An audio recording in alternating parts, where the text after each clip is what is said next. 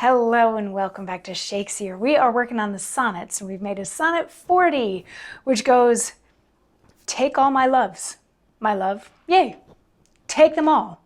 What hast thou then more than thou hadst before? No love, my love, that thou mayest true love call. All mine was thine before thou hadst this more. Then, if for my love thou my love receivest, I cannot blame thee for my love thou usest, but yet be blamed if thou this self deceivest by wilful taste of what thy self refusest. I do forgive thy robbery, gentle thief, although thou steal thee all my poverty. And yet love knows it is a greater grief to bear love's wrong than hate's known injury. Lascivious grace, in whom all ill well shows, kill me with spites, yet we must not be foes.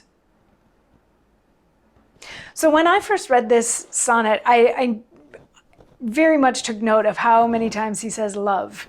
All my loves, my love, and no love, my love, mine was thou, and thy love, my love. There's all these loves. I think it's like 10 times in the 14 lines of the poem, he uses the word love. And also the lines 5 through 8 all end in est. Receivest, usest, deceivest, refusest.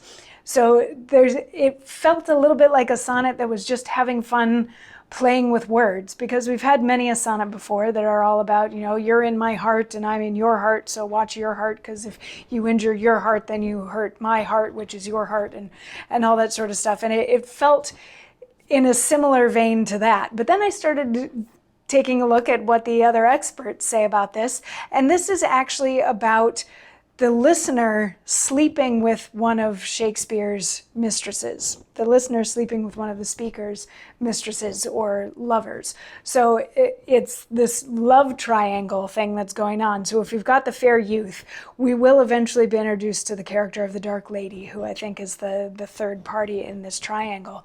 So we have the fair youth slept with the dark lady, and Shakespeare found out about it and is upset. And he's saying to the fair youth, this isn't real love that the two of you had, because you had real love with me, but you deny yourself me and you deny me you, but instead sleep with my mistress. So like that doesn't, but honestly, I can't really blame you for sleeping with my mistress because she's gorgeous, whatever, but I can blame you for not sleeping with me, which is what you should have done in the first place. And then at the end of the sonnet, he forgives the fair youth, sort of under the guise that it's easier to live and deal with this injury, deal with this slight, than to not have the fair youth at all, because the fair youth is the pinnacle of what Shakespeare is looking for, even though the fair youth keeps hurting Shakespeare with the various things that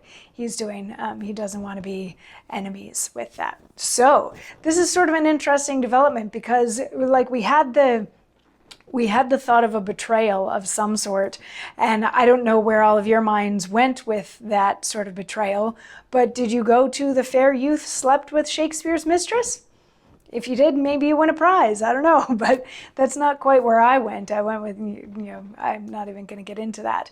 But we're starting to learn a little bit more about what that slight was that caused the anger and the separation in sonnets, was it 33 to 36? So yeah, it's now in sonnet 40. We know that it was the fair youth, or the listener, slept with one of Shakespeare's other lovers. So dun, dun, dun, things are getting exciting.